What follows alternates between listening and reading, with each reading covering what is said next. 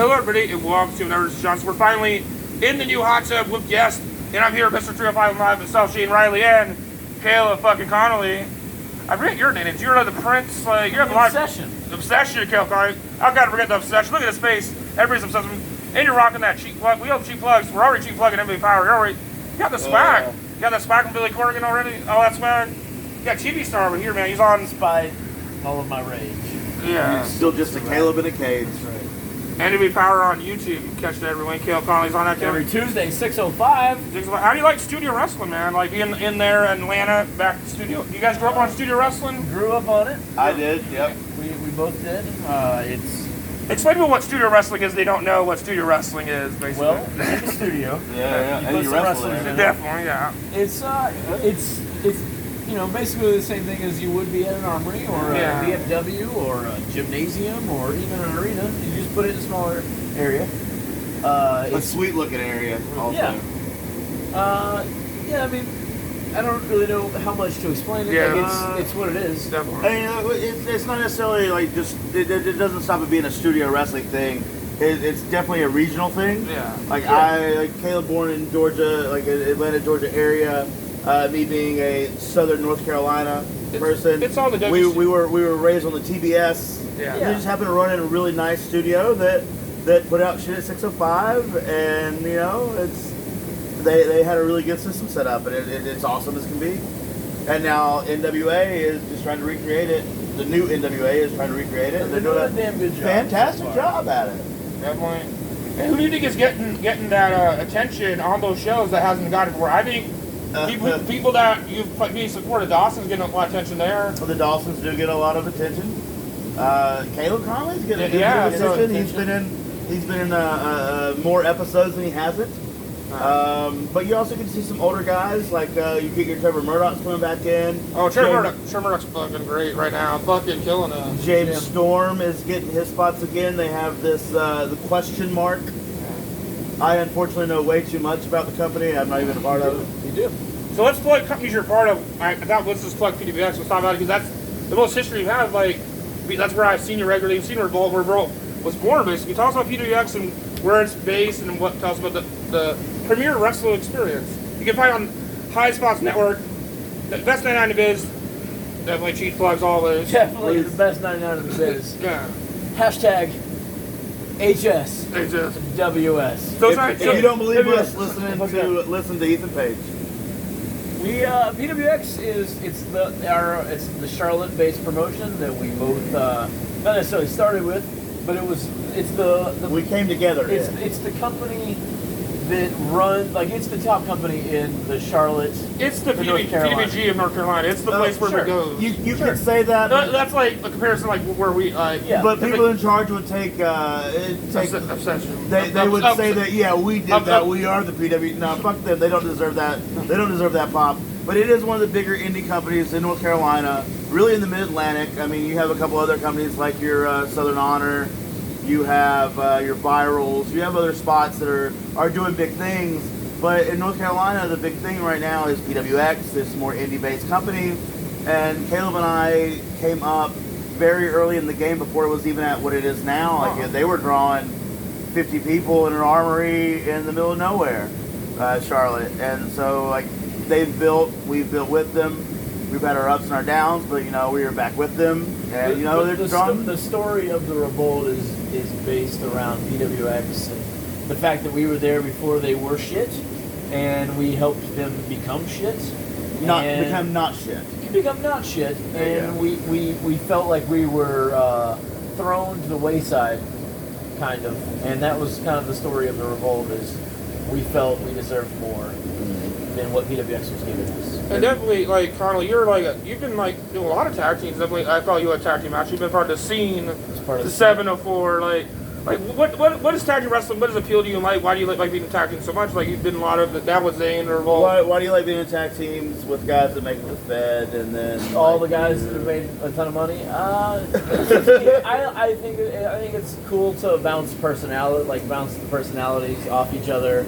It's I'm kind of the straight guy and Zane's the comedy guy. I've always kind of had this dynamic with the partner of that we're not going to be the same person we're gonna kind of have our own things and we'll bounce off each other. And I feel like that's, I mean, it's just fun from a viewing standpoint. I think it's just, I can go in there and be a wrestler, Zane can go in there and be a comedy guy, or vice versa, really. But it's cool to have like a dynamic to bounce off each other. I've always been like, whenever I explain wrestling to newer kids, that like nowadays, like we've come back to a resurgence right now where character wrestlers are getting a little bit more clout, a little bit more recognition, like your Orange Cassidy's and stuff. Like Dan Housen and the Warhorse, like a lot of people get over to those those guys, of course. So when I say Orange Cassidy, you say those two guys. That makes sense, I guess. Yeah. But like, if you would go back a couple of years, characters weren't a thing. You wanted the first name, last name wrestlers. I was wrestling Orange Cassidy in early Dragon Gate USA stuff several years ago, and I mean, he was kind of the same guy then as he was now, but no one was really paying him too much attention. That's what I remember. Because it wasn't a character type. Yeah, Orange Cassidy's been around so long now. He's taken off. It's crazy because like he wrestled. Like I remember him on the Evolve shows, like Evolve. 19, 18. He was on those shows. People forget it's a new thing, but he's like this. I think flavors in wrestling. The flavor now is characters. It's character guys, and that just kind of happens. So like me and Caleb talk about it a lot. Like we feel sometimes we were ahead of a lot of curves. Like when Caleb and I started doing a YouTube show called Zane and Caleb Put Over the World, this was before guys were doing long, intricate promos for shows they were building up to. But me and Caleb were doing that for years, and we kind of stopped doing it. And then like nowadays, it's a big thing. Everybody's doing these long promos, doing these skit SNL style promos. And like we were doing this like straight man comedy guy stuff a long time ago, before it picked up, and like now you see everybody kind of doing it, and it's almost like we're late to our own party that we started, and so that's a real big odd conundrum that we find ourselves in. Very interesting. Do people are more accepting of comedy wrestling now, like as like a more of a generic wrestling thing? Because I think comedy's more over now than it used to be. I think comedy got frowned upon a little bit now. Like everybody loves Joey Ryans and all that. They do, but I think also at the same time, you get the other end of the spectrum where with NWA, what Caleb's doing, that's on the new rise again, and that's comedy wrestling's not necessarily a big thing they focus on. Yeah. So, whereas back in the day where everybody was negative comedy wrestling, but pro wrestling, we're kind of getting those situations again where now like your hipster, smarter fan is into the comedy wrestling. But then we have resurgence of older fans coming back with NWA. So I think we're actually at the same tug of war. I think we just have more eyes on the product. Definitely, you have the NWA product, and you have products like GCW, and like what Oliver, like you've seen the Jordan Oliver Rick Rushing clip, like so like you do a lot of clips and stuff. But do you think there's a limit to like doing the gymnastics things? Like do you think like what it is like? What are your thoughts on that? What Oliver and Christian were doing? It's a much talked about video. So what's your Zane and I? We have conversations about this. Yeah, what's your Zane and I talked about this on before the flight. Today. My thought on that video is specifically for Jordan Oliver video is that it wasn't great, but it wasn't not good because that's not what wrestling is. It wasn't great because it was kind of sloppy. Yeah. And I feel like I've done spots like that. Everyone else in the world has done spots like that, and it's garnered almost no attention. There's guys like Ricochet and Will Ospreay who have both given that video praise, except for the thing is they do it 10 times better. There's guys like Rich Swann. There's 100 guys that have done spots similar to that, but done it better. But at the same time, those guys are both green. They are both athletic. They will learn from the mistakes that they made in that, and they will get better. But to shit on that video, maybe you should go, hey, these guys are dog shit. No. But at the same time, don't go and say that this is what professional wrestling is, because it is professional wrestling, sure, but it's not good professional wrestling. The idea was there. The idea was there. The execution was not. And that was like some of the biggest things you would see online was that all these old timers are shitting on it. No, let's not shit on it. How do we tell them to do it better? Crisp it up. Like they were doing, like they had a bunch of spots they did in sequence where they had no facial reaction. They just did it because that's what we regurgitate. And I'll say this to every student we ever have. It's not just this particular spot. Yeah. People call spots and they're like, okay, this is the gospel. This is what we do. Yeah. And they regurgitate it in action, and they don't react to it facially. They don't put that beat or that half pause in there. They need to realize that I know I'm getting to move Z, but I still have to hit A, B, C, D, E, F all the way down, and I have to actually like recognize that in my face and like let you and show you that that's what I have to do. We sometimes lose that. Yeah. The spot I thought was fucking nuts, and I bet that that's I couldn't remember that much shit. Holy crap! And the random misdirect actions, which I kind of think are arduous. They didn't need to keep doing like so many left, hard, right turns, but they did, and it wasn't a bad spot. I think there was just so much more they can take from what they did. They could be the next Osprey Ricochet, and then in a couple months maybe they do it better, crisper. Like the crispness of it is what I didn't like. They just kind of did it to do it. It was regurgitative. I watched the show GCW. I ordered it. I'm a company for GCW, and I watched the match. That was only the opening spot. The match went on for like 15 minutes. They did a lot of crazy spots that fucking destroyed her off the top rope. Like, they did a lot of shit. They did a lot of shit. It was a great match. That was only the opening spot. It wasn't as crisp as it was. I like the match. It's like, that was the only opening spot. And they even boxed real. They tried to do a cutter. One was on the upper side, everyone was on the upper side, and they did a thing where they were supposed to catch and do the cutter in the middle. But then they just ended up missing each other, and then that's the spot we should be bitching about. But then they bitch on the first part. I love Jordan Oliver and Clay Christian. I was gonna say, at the base of all this, Jordan Oliver is a solid fucking worker. I've seen a lot of his stuff. I saw his stuff when he was just in the dojo in CZW. We just did a show with the other brother in Revolver. The day after that happened. But before it popped out there big, like they're talented workers. They know what they're doing, but that's every worker. We all need to get. I need to get tighter for something. I've need to been get tighter. Guilty of the same shit that they've done. Yeah.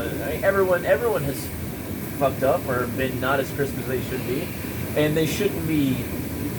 They shouldn't be buried because of it, but they shouldn't be praised because wrestling is art. Yeah. But as long as they acknowledge the fact that they know they still have more to gain and figure out for this. I think fine on. But if they did that spot, they're like, no, it's fucking perfect, and everybody was like, maybe fix that up. No, man, it was fucking perfect. Yeah, you gotta be. Then they're lost hopes. But what they're doing, man, right on, good for them. Get better, fucking kill it. We'll be dropping to you on the WrestleCon Super shows in no time, man. We can't wait. Good for you, Jordan. Good for you, other brother. Jordan Oliver, Blake Christian. You can find GCW on Fight. Definitely that show. Definitely. You could just look up Jim Cornette's Twitter, and he's just blowing it up. Yeah. So let's get other topics, Emily. How long you guys been a tag team? How did you guys first meet? We've been a tag team for 10 years almost. It's been that long. It's been so fucking long. I believe we met about 10 years ago. 10 years ago, yes. I was an outlaw jabron in North Carolina. Caleb was an outlaw jabron in Georgia. We both came to Charlotte, North Carolina to train at, Caleb started working there, was already doing the thing, at High Spots Rings, trained by George South. We came there, became friends right away, and then we were just jabroni fucking, he was a really good flippy guy, and I was just a fat fuck that did comedy stuff, but we weren't really a team, we just were buddies that traveled a lot. And then one night, we had come up with different iterations of a tag team. We did a thing called the Handsome Boy Modeling School that was kind of fun to play off more of Caleb being a straight guy and me being a comedy guy. But then one day we decided to do, like, you get these wrestlers that want to be cool heels, like the Stone Colds, and that's so boring to me personally. Like, I think Caleb might agree. It's so overdone. Yeah, everybody wants to be the cool heels. So we thought, like, what would it be if we decided to be asshole babies? We just took the other, we went to the other end of the spectrum, and it's worked for us. Like, the baby thing is that you would promise people stuff and then you delivered. That's a baby job. Like, I'm going to bring this, I'm going to do this, I'm going to win, and you win. That's a baby thing. But if we promised so much stuff and never delivered, we're this like backdoor roundabout heel, and that was kind of the idea of it. And we had been friends and partners for a long time, just doing random comedy shit. And to the point where people just never really gave a fuck about us. They were just like, oh, there's Zane and Caleb, they'll make our guys look good. Like, okay, so how do we capitalize on this and actually be a fucking good team? And we did it. How'd you like tonight's match, bar wrestling? How'd you like, you've been to the bar a couple times. So how's the bar described like New Year's Eve? Wrestling on New Year's Eve was first time wrestling on New Year's Eve, and how was that, man? Caleb? Yeah, it was our first time wrestling on New Year's Eve. Been to bar shows before. Always thought they were fun. Wrestled at bars several times. It's always our favorite place to wrestle. Better crowd. And this was basically what our dynamic was built around, was to wrestle in front of this kind of a crowd and wrestle this kind of a way. Like, they hated our guts, but at the same time they're like, oh, you guys are really good. They acknowledged the fact we knew what we were doing. They knew that we knew how to fucking tug at their strings, and that's kind of what we wanted to do. So yeah, bar, man, honestly, like, it was, we got out of the ring and started heading to the back, and like, we did it, Zane.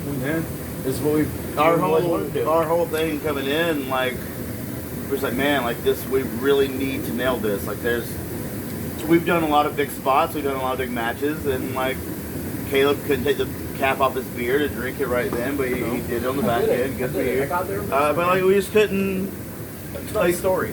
Yeah, like but tonight, like, everything was firing on all the right cylinders. We wrestled two guys that have basically the same dynamic. One is a drunk joke, and the other guy is a serious striker. And like, so we were able to play on so many levels, and that's kind of, like he said, it's our nom de plume, as some would say, a bit of bubbly. But yeah, I mean, like, it was something we needed, especially for here. Someplace we've never wrestled together. Someplace I've never wrestled in LA. Period. Caleb has, of course, but like, when you go out there and you think about what your first match is going to be in front of a crowd that's never seen you, we hit everything that I could ever hope for and more. Like, and it's not, it wasn't because we went out there and like bust our asses. Like, I mean, we had fantastic opponents that got the same thing and that wanted the same from it, and they got the reactions they needed. We got the reactions we needed. We did the things that we wanted to do, and it came out what I think it was. I thought it was great. I would honestly say it's one of the best matches we've ever had together. I put it over on Twitter, Revolt, Leftovers, High Spots. I said check it out. Definitely a fun, entertaining tag match. And you guys got a good tag match tomorrow, New Year's Day. Yeah. So who you got tomorrow? What is stuff you catch on High Spots? Definitely the match. We have Rock Nest Monster, and then we have Heather Monroe and her tag partner Dom. Yep, that's it. That Dom. guy. I knew it was Dom. But yeah, we have a fantastic. And the thing is, like, I'm super stoked. Like, going into tonight, like, I was always a big PP Ray fan in the old PWG days, and then like, to wrestle Ray Rosa is fucking rad. But I was a huge Rock Nest Monster fan because they were going hard when I first started getting into the business, and now I get to wrestle them tomorrow with my best friend. Like, it's some nuts. Like, to me personally, there's so many emotions going into it. There's a whole lot of like, because Rock Nest is our California. They're like the California equivalent to us. Like, yeah. Because they've been going out. This is their 10 years been teaming. Yeah. They've been everywhere and anywhere. I've seen them since I've been going to shows here since 2012, and they were in PWG when I first started going. They've killed in Hollywood, everywhere. Yeah, they're still our team, and they've only gotten better. Yeah. And like a fine wine, as they age very well. You know, just like it. We're more like old high life. We're just like a fine high life, just bathing in the sun. Let's wrap this up. Do some cheap plugs for some merch and plug all your stuff, your Twitter, your social medias. Pro Wrestling Tees / Caleb Conley / I don't know which one slash. A slash. Caleb Conley. Caleb Conley. That's my merch and our Revolt merch. At Caleb Conley and basically everything. Yeah, we don't have a TikTok yet, but maybe not yet. Someday. You can find me on Facebook is Zane Riley. That's my real name. I'm not creative. Let's talk about these boys. You mean these flotation devices? You can find me on different iterations of Zane Riley on all the social medias. I have a couple podcasts you can listen to. Myself and Man Scout Jake Manning. We have a podcast called How Did This Get Booked? he and I and a local Charlotte comedian who has never watched wrestling, we make them watch wrestling that we think is bad. Oh, shit. And then we have discussions about it. We're almost at our 100th episode, so Nice. just in time anywhere you get podcasts. I have a personal podcast that has not been updated in a moment just because everybody sucks, but it's called Extra Talented, a wrestling podcast. Myself, who did Extra Talented work for WWE back in the day. I did a spot with The Bar, the creator of The Bar. But I talked to other people that did extra talent work, and we talk about their spots. We talk about what they did, who they are outside of wrestling. We talk about catering, which is the most important thing. But that's Extra Talented, a wrestling podcast. Definitely. And you can check out BrokenExpert.com to Sean Sense. You can check out these two Revolt. I hope you enjoyed watching. Subscribe. Twitch.com/Sean Sense and Savage Stash